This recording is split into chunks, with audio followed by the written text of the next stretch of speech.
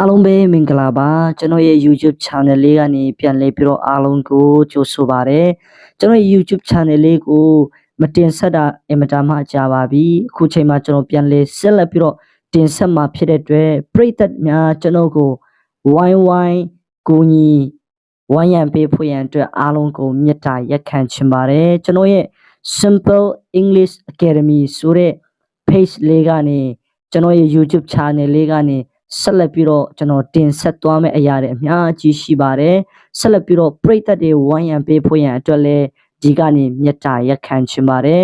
ပရိသတ်တွေအတွက်နေ့စဉ်ပြောအင်္ဂလိပ်စကားနေ့စဉ်သုံးအင်္ဂလိပ်စကားလေးတွေကိုလက်လာချင်နေဆိုရင်ဒီ YouTube ကနေပြန်လေပြီးတော့လက်လာနိုင်မှာဖြစ်တဲ့အတွက်ပရိသတ်တွေအတွက်အကျိုးဖြစ်စေမဲ့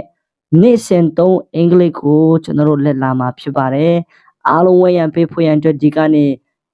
အနုညံ့တောင်းခံခြင်းတဲ့အရာဖြစ်ပါတယ်ပရိသတ်တွေ